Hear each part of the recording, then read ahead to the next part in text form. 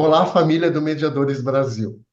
Dando sequência a essa nossa série, onde estamos entrevistando pessoas, personalidades do mundo da mediação, dos meios dialógicos, da arbitragem também, enfim, pessoas que contribuem com o nosso crescimento pessoal e profissional.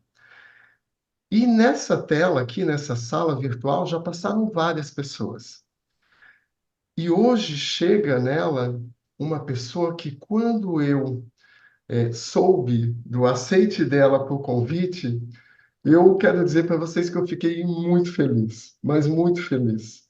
Não apenas por ter tido a oportunidade de conhecê-la pessoalmente, porque fui aluno da doutora Valéria Lagrasta, mas, sobretudo, porque tive a oportunidade de beber dos conhecimentos que ela traz, que são inesgotáveis, porque é uma pessoa dedicada, profundamente estudiosa sobre o tema da mediação. E aí, hoje pela manhã, bate aquele nervosinho. Vou confessar aqui para todos vocês. Bate aquele nervosinho, assim, de dizer: gente, a minha convidada hoje é daquelas que a gente precisa colocar o tapete vermelho, tipo Hollywood, né? Como é que eu estou para essa entrevista? Será que eu estou bem preparado? Será que eu vou saber fazer as perguntas? Porque aqui a gente não cria nenhum roteiro pré-entrevista, a gente gosta de deixar fluir de forma muito orgânica, muito natural o bate-papo. E aí eu comecei a me preocupar e bater um nervosismo, sim. Mas aí eu lembrei do curso que eu fiz com ela em Florianópolis. E aí eu disse: não, não, Henrique, não tem necessidade. Doutora Valéria, embora seja essa personalidade do mundo da mediação, é aquela pessoa simples que você conheceu, acolhe a todos que chegam. E aí eu serenizei um pouco o meu coração. Então, eu hoje tenho a honra de ter aqui nessa sala virtual esta mulher juíza, instrutora de mediadores. Assim, eu não vou deixar aqui o currículo dela, porque depois a gente vai apresentar isso nas entrevistas através de um formato que a gente já tem aqui como padrão. O que eu quero dizer é que, mais do que essa profissional, essa juíza, essa escritora de tantas obras do mundo da mediação, a minha alegria hoje é de encontrar esse ser humano sensível, sempre disposto a ter um olhar de acolhimento. Então, professora Valéria Lagrasta, se me permite assim chamá-la, seja muito bem-vinda à Casa do Mediadores Brasil. Para nós é uma grande honra tê-la aqui conosco e podermos ter aqui alguns minutos para podermos beber desta fonte, desses conhecimentos todos que a professora se dispõe gentilmente a compartilhar com todos nós. Muito obrigado, viu, Henrique, pelas palavras, obrigada pelo convite. Eu também estou muito feliz de estar aqui, de poder contribuir com o Mediadores Brasil, com você. Como eu falei, assim, vocês foram uma turma especial para mim, né? A formação de instrutores em Santa Catarina foi muito interessante. E você foi um aluno exemplar, né? Você é um aluno que realmente está gravado na minha memória e vai ficar para sempre no meu coração.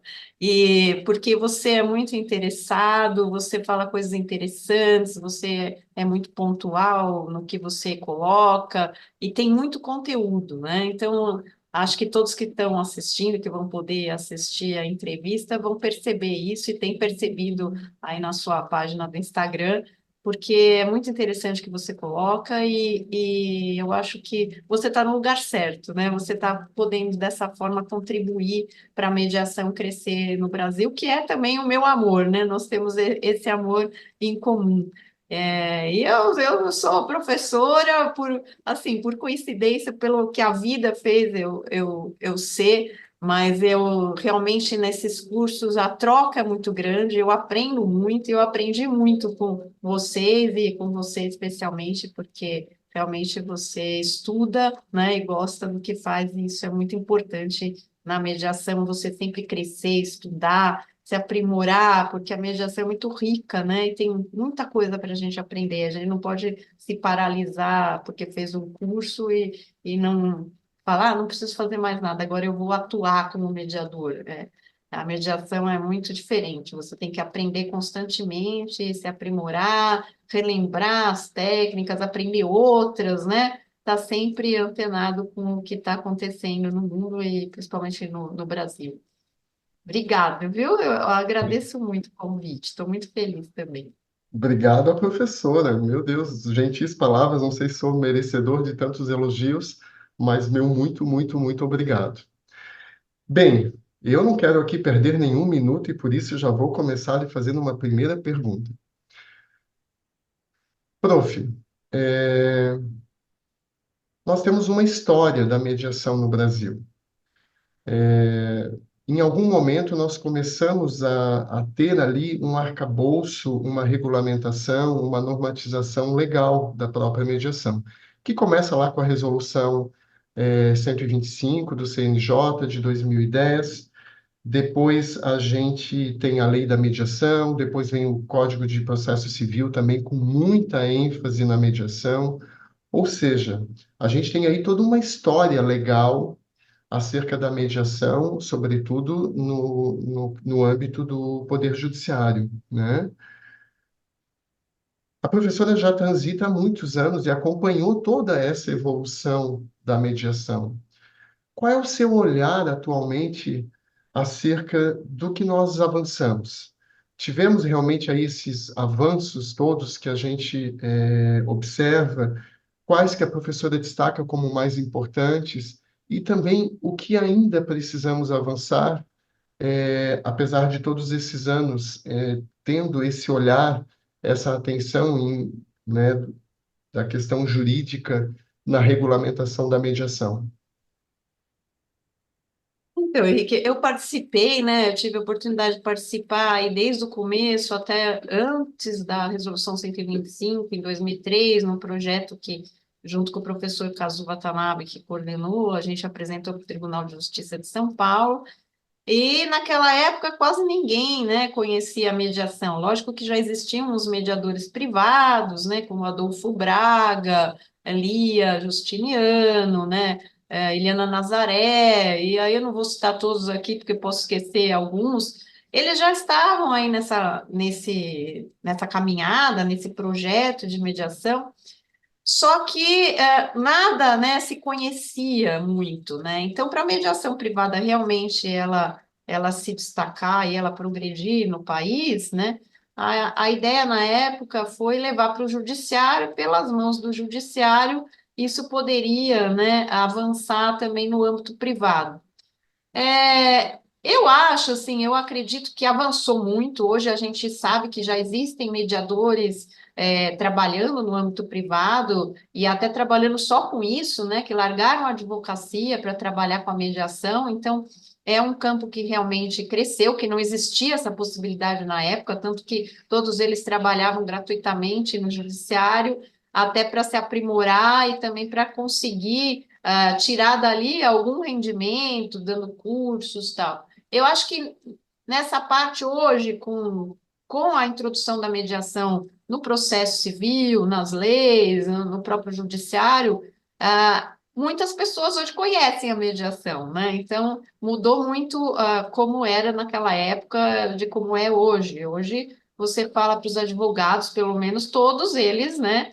Bem ou mal, conhecem a mediação. Pode ser que não conheça a mediação como ela deve ser, mas eles sabem que existe. E na época havia muita resistência e quase ninguém conhecia, né? Inclusive resistiam muito, né? Eu sofri muita resistência no começo, quando instalei o primeiro setor de mediação, de conciliação e mediação em Serra Negra, que era o projeto piloto, né?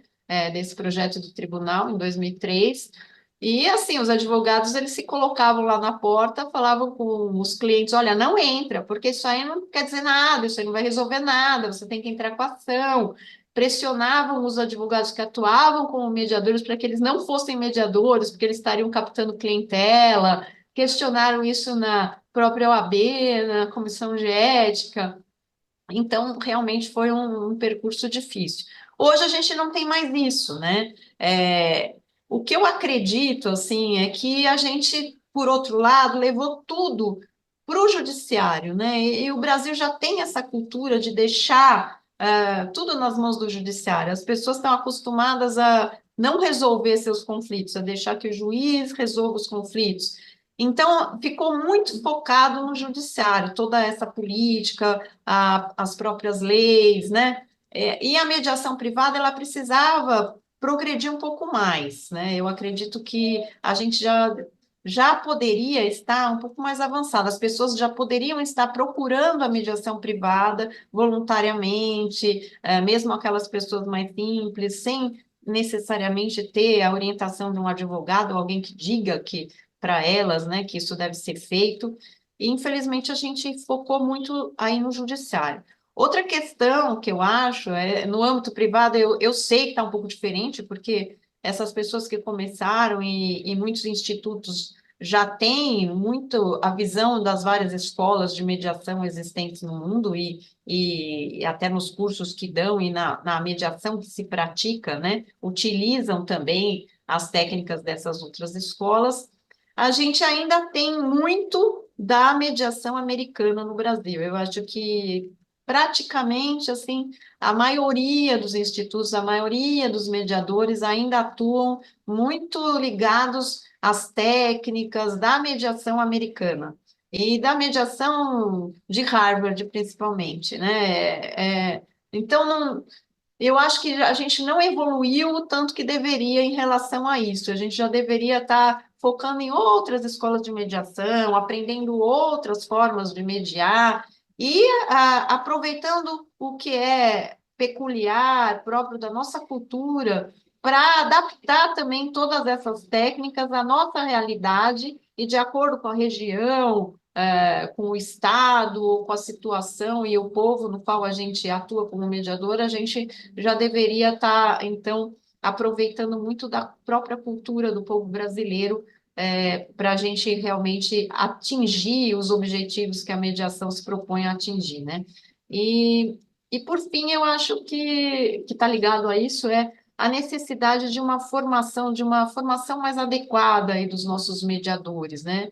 Eu conheço alguns advogados de grandes escritórios e eles ainda têm muita resistência em relação à mediação, porque falam, gente, é surreal. Eu já participei de uma mediação, e aí o mediador fala umas coisas nada a ver e coloca lá que explica a técnica em vez de aplicar a técnica. É uma coisa muito, muito estranha.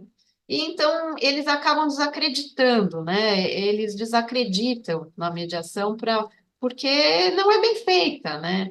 É, principalmente no judiciário. Eu coloco aqui a minha própria culpa, mas assim, no judiciário é muito mal feito, né? O que a gente tem, eu acho que é uma conciliação com técnicas, porque antes a gente fazia uma conciliação sem técnica alguma, e hoje eles aprendem algumas técnicas, mas é o que eu falei no início, faz aquele curso básico, porque ele é obrigatório, aí aqueles mediadores não são remunerados adequadamente, então eles ficam, a maioria como voluntários em muitos estados, e eles não se aprimoram, e eles vão, inclusive, esquecendo das técnicas. Então, eles continuam fazendo uma conciliação. Às vezes, né, forçam, né, um acordo, o acordo é feito, mas ele é descumprido, gera execução. Então, eu acho que isso também contribui para que a mediação seja desacreditada, porque muitas vezes a pessoa conhece a mediação pelas mãos do judiciário, porque é obrigatória aquela sessão inicial, no começo do processo, e aí o próprio advogado e a parte que ele está assistindo, eles passam por uma mediação tão mal feita que eles pegam uma resistência. Eu nunca mais vou passar por isso na minha vida, né? É lógico que já tem institutos e tem mediadores bons no Brasil, mas muitas vezes também a pessoa precisa ter um poder aquisitivo razoável ou alto para poder contratar um bom mediador, e não é a situação da maioria da população e da maioria dos advogados, né? O advogado maioria não vai ter condição de ter um mediador no próprio escritório, indicar um instituto bom de mediação, se nem ele conhecer adequadamente a mediação e não tiver passado exatamente por um curso bom ou por uma experiência boa dentro do judiciário. Diante dessa sua fala tão importante, professora, eu anotei aqui uma outra pergunta. Nesse quesito de formação e capacitação do mediador, quais seriam, ao seu ver, as habilidades básicas que são primordiais, que são necessárias para alguém ser mediador? Então, uma coisa eu acho que você colocou bem, né? É a interdisciplinariedade. Quer dizer, o mediador ele não pode se fixar numa única ciência, né? Numa única disciplina. Então, eu estou falando aqui do lugar do judiciário. Dentro do judiciário, a maioria dos mediadores são advogados ou tem um curso de direito. O que é muito limitado para ser mediador, inclusive porque a pessoa que faz um curso de direito ou que é advogado, ele está acostumado a defender o cliente, né? Ele foi formado para fazer peça jurídica, para defender o cliente. Então, ele ouve o que o cliente fala e ele defende a posição do cliente, o que está totalmente errado, né, para mediação. Por outro lado, o juiz aposentado é um bom mediador? Eu acho que eu já coloquei isso também. Não é, porque o juiz ele está acostumado a julgar. A gente vê o caso, né? Você já tem lá na cabeça o que você vai decidir. E o mediador não pode fazer isso, as partes é que tem que decidir, né? Então, você ser um mediador e ter apenas conhecimento sobre a área do direito fica pobre demais, né? Então, você sendo um mediador numa área de litígio fundiário, numa área que tem conflitos indígenas, disputa de terra indígena, você precisa aprimorar seu conhecimento e tentar conhecer um pouco mais de antropologia, de sociologia, de outras ciências, né? Ainda que você não é lógico, você não precisa fazer um outro curso e se formar, né, em sociologia, mas você precisa ler alguma coisa, você precisa conhecer a realidade daquele estado, a realidade daquele local onde você vai atuar, e talvez até atuar com um comediador que seja, né, formado, tem uma formação de origem em outra área, que isso contribui muito, né? Então, é isso que eu penso, assim, que na formação está faltando para a gente essa visão mais geral, né? E uma visão do conflito de forma mais profunda. Está faltando também uma visão sobre as outras escolas de mediação, que é o que eu coloco, pelo menos conhecer minimamente as outras escolas, as outras técnicas que já estão sendo desenvolvidas em outros países, e as principais escolas, lógico, né? Mas para você saber que tem outra forma de trabalhar, e de acordo com a realidade, com o tipo de conflito, você pode atuar de uma forma diferente. Então, na formação, eu acho essencial. E a formação continuada, como você falou, os cursos de aperfeiçoamento. No judiciário, né, a Resolução 125 coloca que é obrigatório, está no Código de Ética, o próprio CNJ, no regulamento lá da formação, colocou isso, de tempos em tempos é necessário. Só que o que os tribunais estão fazendo para atender essa necessidade é um curso de 8 horas, de no máximo 16 horas, e que a pessoa vai lá, então aprende de novo as técnicas, as mesmas técnicas, dá uma revisada, mas não seria isso, né? Seria realmente a necessidade de um aprofundamento. é, então, deveria realmente ter uma regulamentação melhor quanto a esse aprofundamento. E no âmbito privado, é lógico que o mediador ele está no mercado, né? Ele precisa se aprimorar até para ele conseguir ter mais clientes e se destacar no mercado. Então, isso eu acho que já é um pouco melhor, porque o mediador privado ele tem um incentivo e uma motivação para se aprimorar e poder buscar outros cursos, que é exatamente o próprio mercado, o controle da demanda e do mercado. Então, ele realmente procura se aprimorar, né? E já o mediador judicial, ele fica meio acomodado ali, fica esperando o próprio tribunal fazer o curso, e isso contribui para que seja uma mediação de uma qualidade inferior, né? Não Perfeito. sei se eu respondi, eu Não, acabei. perfeitamente, prof. E aí, enquanto a professora falava sobre essa necessidade do mediador ampliar seu leque, né, trocar as lentes, que o conhecimento do direito não é suficiente para a mediação, precisamos aí buscar conhecimentos em outras ciências, saberes que nos são tão importantes para compreendermos, inclusive, a realidade daqueles mediandos. É Inegável que eu fiquei aqui relembrando um pouco da sua fala, do nosso bate-papo aqui antes, de começarmos essa entrevista, e que eu não posso deixar de trazer esse assunto de volta para poder compartilhar com a família do Mediadores Brasil. Meus caros, professora Valéria Lagrasta, durante a sua jornada aí de mergulho nos estudos, fazendo mestrado e fazendo doutorado, ela fez algo que eu me surpreendi muito ao saber, porque ela saiu dos bancos acadêmicos, saiu do ar-condicionado da sua sala e disse: preciso ir conhecer a mediação, inclusive aquela mediação originária, praticada lá pelos povos ribeirinhos, pelas tribos indígenas, pelos quilombolas. E aí ela me contava um pouco sobre essa experiência que eu vou pedir, gentilmente, professora, que possamos retomar esse assunto, porque me encanta. Eu sou um grande apreciador dos povos originários, porque eu entendo que lá eles têm a mediação in natura, né? Eles não têm uma cartilha dizendo como fazer. Eles não têm nomeado uma técnica dizendo assim deve ser feita a mediação. Eles constroem essa mediação e vão adequando ela de acordo com as suas próprias necessidades. Todavia, o diálogo é o grande instrumento de resolução das suas demandas. Muitas vezes sentada no entorno de uma fogueira, muitas vezes naquele momento conduzido ali pelo líder daquele grupo social, eles buscam no diálogo as alternativas, as possibilidades de continuarem unidos diante dos conflitos que são naturais e próprios das relações. Então, eu não posso deixar de pedir à professora que compartilhe um pouco conosco. Qual foi o seu aprendizado? Como foi esse encontro, depois de ser essa exímia conhecedora da teoria da mediação, ir lá, conhecer um pouco, em loco, essa mediação originária?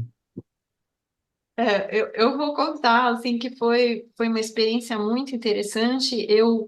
Eu tive a oportunidade de participar uma vez de um congresso de justiça restaurativa e foi a que despertou, né, a minha reflexão. E tinham lá as professoras da Nova Zelândia, né, da Austrália, e elas eram as estrelas da vez e realmente são bons, fazem um bom trabalho. E tinha um indígena, o Cacaverá, é, e ele ia falar ao final. Aí todo mundo falou, tal, no final ele falou, é bem articulado, ele tem até um livro, né, esse indígena, e ele colocou assim, ele falou, eu estou aqui a manhã toda ouvindo vocês falarem, né, da justiça restaurativa, dos círculos restaurativos. Ele falou, olha, mas eu queria dizer uma coisa para vocês. Na nossa etnia, a gente faz isso há 700 anos, né, não tem assim, não tem novidade nenhuma. Eu não sei por que que vocês estão tão admirados, né, com essas técnicas, com essa forma de resolver conflitos. Eu ouvi aquilo, eu falei, gente, né? Que impressionante. E aí fui falar com ele, acabei lendo os livros dele, e, e aí eu fiquei com essa ideia na minha cabeça. Eu falei, olha, não é possível que no Brasil a gente esteja importando o tempo todo, né? Essas técnicas americanas, principalmente de Harvard, quando a nossa cultura é tão rica, nós temos tantos povos originários, tantas formas que devem haver de solucionar conflitos, que a gente nem usa e a gente nem conhece. E aí, quando eu fui fazer o mestrado, eu já fui com essa ideia, né? Eu falei, bom, eu comecei o mestrado na pandemia e eu falei, bom, eu vou unir aí o útil ao agradável, eu quero fazer uma pesquisa exatamente das formas de solução de conflitos nas populações originárias e isoladas do Brasil, porque eu tenho certeza que eles devem ter formas próprias de solucionar os conflitos. E foi aí que eu fiz realmente uma pesquisa, eu comecei trabalhando um pouco com a justiça itinerante, né, que vai com os barcos amazônicos, então viaja pela Amazônia, então eu fiz a Justiça Itinerante de Rondônia, que desce o Rio Madeira, depois eu fiz a Justiça Itinerante do Amazonas, que foi até a Foz do Amazonas, no Bailique, né, que é a juíza do Amapá, de Macapá, que é a Sueli Pina, inclusive já está aposentada, ela que coordenava essa ação, ela que criou, e depois da pandemia, quando a pandemia melhorou um pouquinho, eu fui fazer a pesquisa em Roraima, né, e Amazonas de novo, ali exatamente na fronteira. Fiquei bastante tempo em Roraima, fiquei uns 20 dias, 25 dias, e aí eu pesquisei a população indígena Waimiri-Atuari e também as populações rurais isoladas de Roraima, e aí cheguei à população amazônica, mas o Amazonas mesmo eu tinha ido com a justiça itinerante. Aí eu reuni todas essas experiências e conversei muito com as pessoas e fiquei lá vendo a solução dos conflitos. Eu participei de algumas reuniões para solucionar os conflitos e acabei detectando, assim, acabei concluindo que todos têm uma forma semelhante de solucionar conflitos, como você colocou, Henrique, com base no diálogo, no respeito, respeito às lideranças, né? E como eles ficam muito isolados e estão muito distantes do judiciário, eles sabem que o judiciário existe. Quando a justiça itinerante vai, mas é de 6 em 6 meses ou uma vez por ano, dependendo da localidade, eles têm ali um recurso, mas eles usam muito mais para obtenção de documentos, né? Resolução de conflitos, assim, em relação a recebimento de aposentadoria, do que exatamente os conflitos diários, porque esses, se eles não solucionarem por eles mesmos, eles acabam se matando e iam ser extintos, né? Então, eles conseguem realmente solucionar. E eu concluí que existe uma forma semelhante em todas essas populações, esses povos brasileiros, essas comunidades, e eu delineei um método que eu chamei de negociação coletiva dialogal, e a partir daí eu entendi que realmente a gente tem, né, como usar o que é próprio da nossa cultura, até pelo reconhecimento maior que as pessoas têm em relação a esse método que é deles, né, e que há centenas de anos eles utilizam. E nesse ponto até interessante também que na própria Infam, a Escola Nacional de Formação e Aperfeiçoamento de Magistrados, o doutor Eládio, né, que era o coordenador, infelizmente faleceu, ele uma vez levou, teve um curso sobre povos indígenas, se falou muito de demarcação de terras, e levou umas lideranças, né, indígenas, e levou o líder da Raposa Serra do Sol, né, e, na Uhum. verdade, são duas etnias, é Raposa e Serra do Sol, e a gente sempre fala como se fosse uma só. E quando houve a demarcação, e ele contou o seguinte, ele falou, olha, na época da demarcação, teve um curso que foi ministrado por representantes do CNJ, de mediação, lá na Raposa.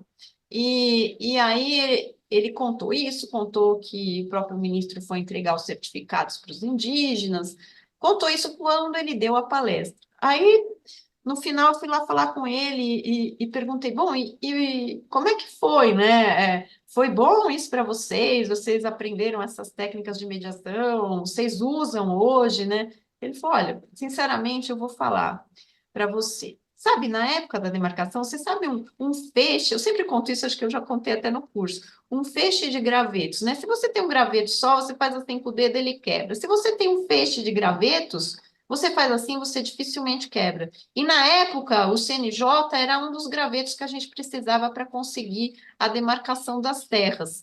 Agora, em relação à solução dos conflitos, a gente continua resolvendo do jeito que a gente sempre resolveu, com o conselho da comunidade, né? Porque, na verdade, a gente nem entendeu direito isso que eles foram lá ensinar, falavam umas coisas, umas palavras estranhas, né? Rapport, não sei o quê.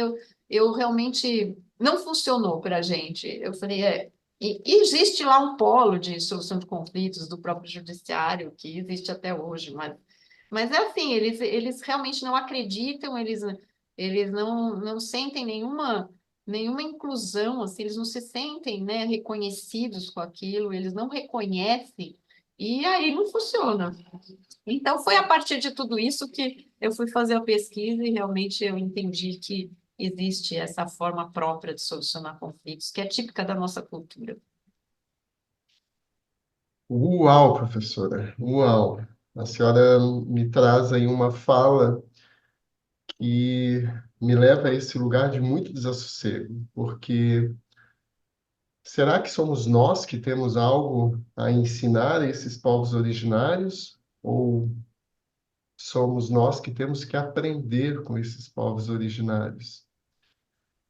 Acho que essa é uma reflexão que fica aí, para que cada um pense acerca disso. E eu gosto demais, e eu fiquei apaixonado por essa sua fala quando a professora me disse: nós temos dentro da nossa cultura, nós temos dentro do nosso próprio país, muitas realidades já construídas, que atendem às necessidades dessa população, desses grupos sociais, no que tange à resolução dos conflitos. E aí a professora demarcou isso, né, como negociação coletiva dialogal.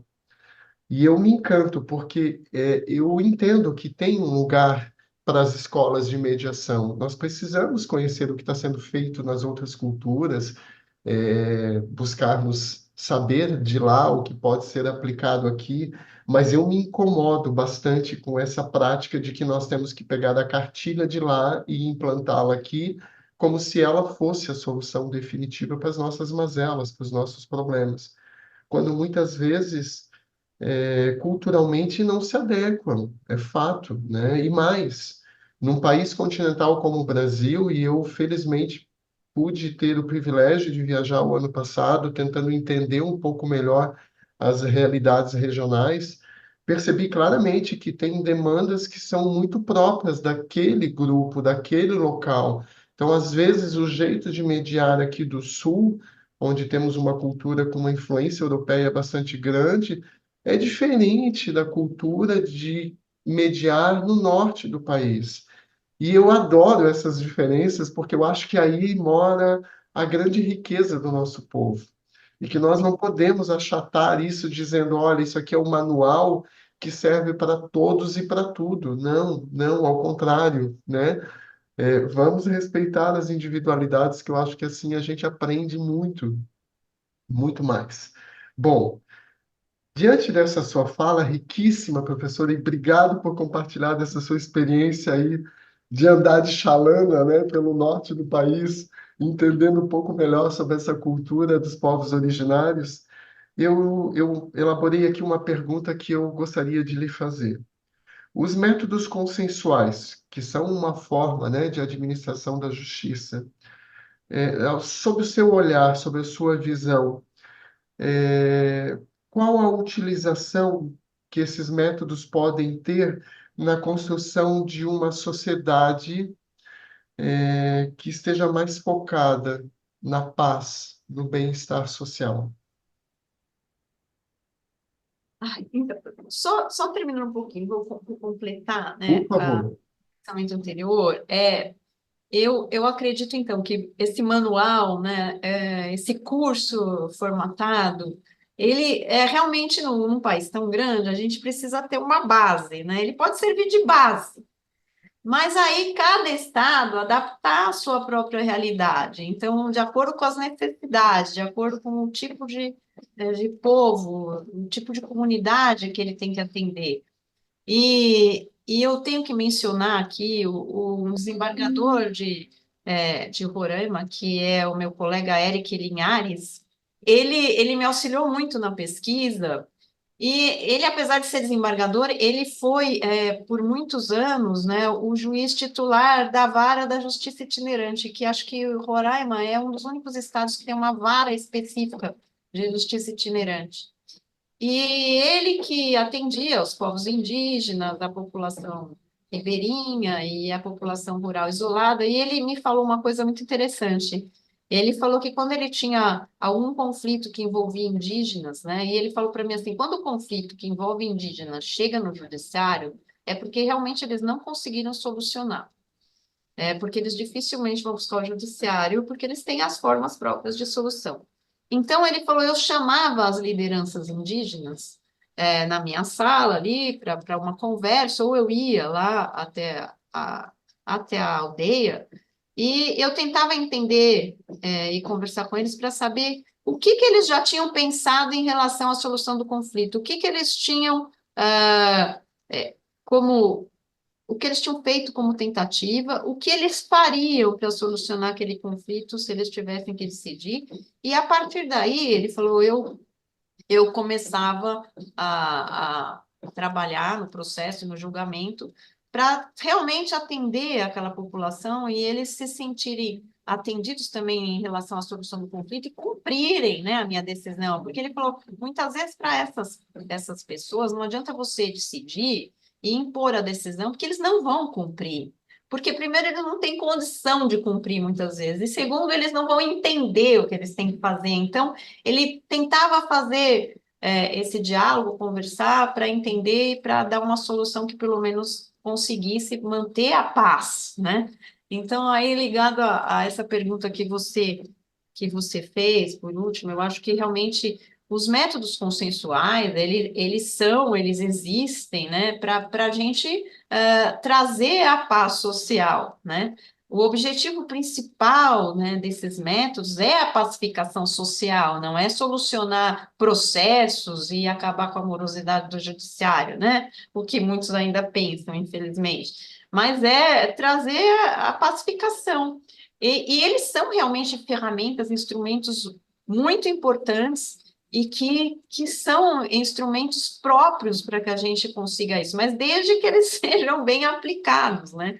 Então, nesse caso, é o que o Eric bem colocou, né? Não adianta eu impor uma decisão e entender que é uma sentença, é do judiciário, tem que ser cumprida, e com isso eu vou pacificar aquela sociedade. Não, muitas vezes eu vou levar até mais conflito para eles, porque eles não vão entender o que eles têm que fazer, e eles vão voltar a brigar, ou eles não vão nem prestar atenção, e aquilo vai continuar sendo um caos e vai continuar como estava. Então, é isso que hoje eu acho que mudou bastante também. O juiz hoje, ele não pode mais ficar lá no seu gabinete, isolado do mundo, e entender que ele conhecendo o direito, conhecendo as leis, ele vai aplicar, fazer justiça, né, e vai levar à pacificação da sociedade. Porque se hoje a gente já com todo esse conhecimento sobre os métodos consensuais, a gente não se aproximar mais da sociedade para conhecer realmente as necessidades, e como aquela população funciona,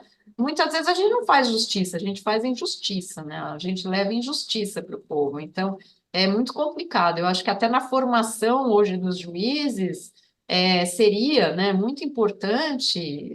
Lógico que isso também já mudou, mas seria muito importante que tivesse alguma formação em relação também a outras disciplinas, em relação aos métodos consensuais de uma forma mais profunda, e em relação a essa necessidade do juiz se aproximar, né, do povo, se aproximar da realidade na qual ele está julgando, ele está judicando. Excelente. Professora, que reflexões, hein?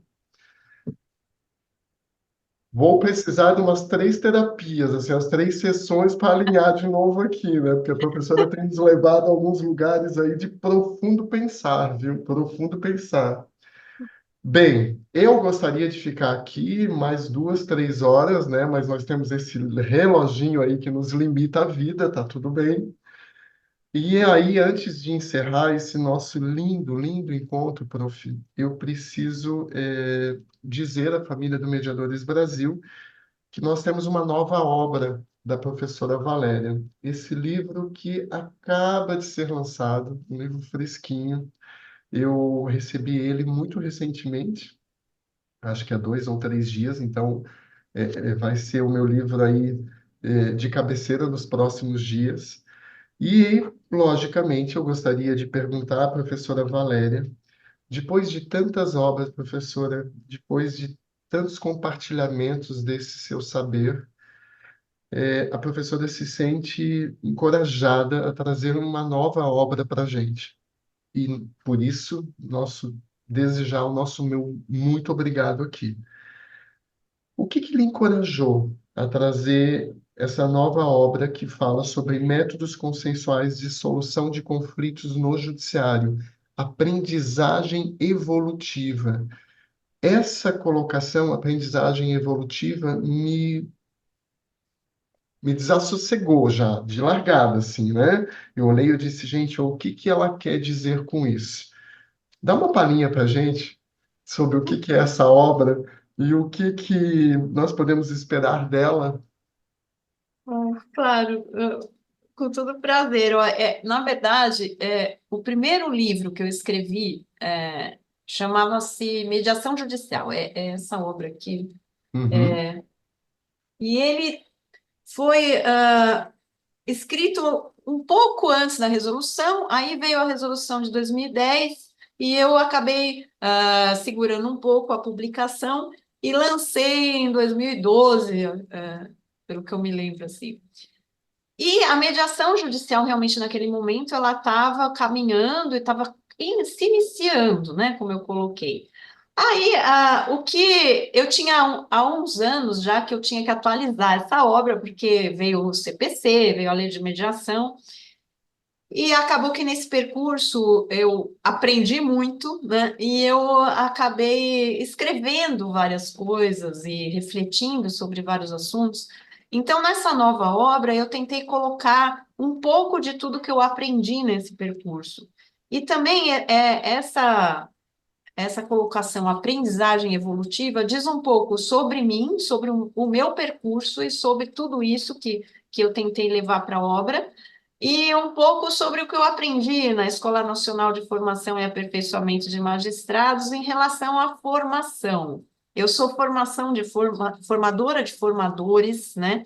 Então, a gente forma os magistrados para que eles ministrem aulas, para que eles possam ser formadores, professores, e, e nesse curso a gente tem muito de pedagogia, né? Tem pedagogos que dão aula. E eles colocam exatamente isso, que existe um processo de aprendizagem e de ensinagem, né? Porque a todo momento você está aprendendo e ensinando, né? E você aprende ensinando e você ensina aprendendo. Então, a gente aprende com os alunos e os alunos aprendem com a gente. É uma troca, né? Acabou muito aquela visão antiga de que o professor, por isso que era professor, ele só ensinava, ele tinha o lugar de fala, né? E os outros ficavam ali ouvindo assim, em tese, absorvendo o que estava sendo colocado. Hoje você coloca muito mais o aluno como protagonista, e ele, então, participa com algumas metodologias ativas, e ao invés de só ler, de só decorar o que está sendo colocado, ele vai trabalhar, né? Ele vai praticar, então ele vai aprender a fazer, né? E aí é que vem os três níveis da competência, né?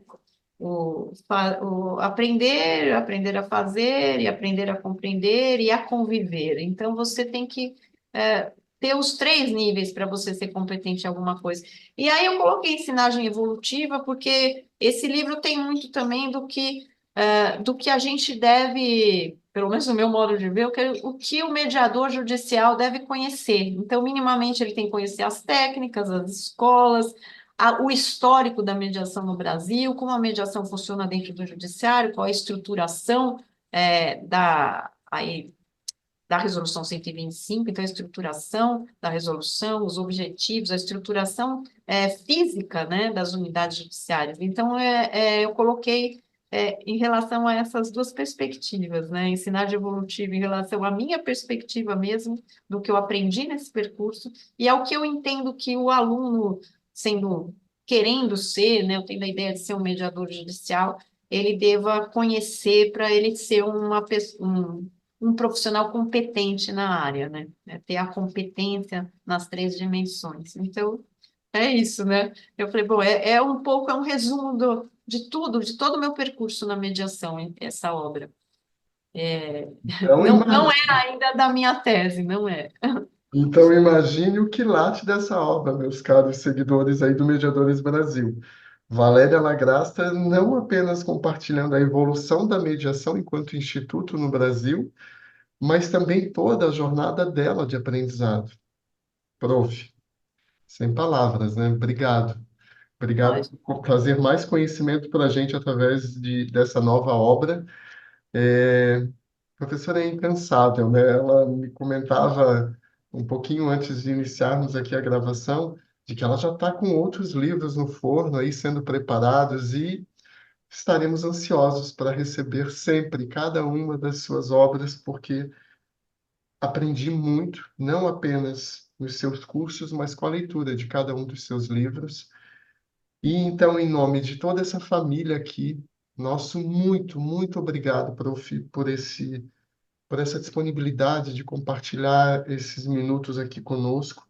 Lembre-se sempre, essa casa é sua, se sinta sempre convidada, a porta sempre está aberta aqui para podermos recebê-la de braços também abertos, porque para nós é uma grande honra poder conversar sobre esse tema que nos é caro com uma pessoa tão dedicada, tão conhecedora. Então, venha mais vezes, tá bem? Meu muito obrigado. E passo aí, então, para as suas considerações finais, prof. Ai, obrigado pelas palavras. Eu também, assim, fiquei muito feliz de receber o convite. Estou muito feliz de estar aqui. Eu conversaria com você, acho que mais umas 5 horas, pelo menos, porque esse assunto me empolga, eu gosto, assim, é com amor, né, o que eu faço, que eu trabalho na mediação, e eu sei que você também. Então, a gente se sente muito bem quando a gente está conversando, assim, com alguém que a gente percebe que tem muita semelhança, né, nas ideologias, no sentimento e em toda essa parte de conhecimento, realmente. E a conversa realmente foi uma conversa muito agradável. Eu estou disposta a vir quantas vezes você quiser para falar sobre outros assuntos e complementar aí as questões, né, que podem surgir. E até queria falar também que esse livro eu lancei em São Paulo, né, em dezembro, e agora ele vai ser lançado dia 18 de março no Rio de Janeiro, na Emerge, na Escola de Uau! Magistrado do Rio de Janeiro. Vai ter um evento sobre acesso à justiça. E aí, quem for carioca e estiver por lá e quiser comparecer também, será um prazer. E é um prazer, e foi um prazer muito grande estar aqui com você, viu, Henrique? Tudo que você precisar, eu parabenizo aí pela iniciativa do Mediadores Brasil, realmente é uma iniciativa muito interessante para esse aperfeiçoamento e aprofundamento dos mediadores no Brasil, que está precisando muito. Parabéns e muito obrigada. Obrigado também, prof. Tenho certeza que é um primeiro encontro de muitos que teremos aqui nesse portal, nesse lugar chamado Mediadores Brasil. Um beijo no coração e até breve, então. Um beijo, obrigado.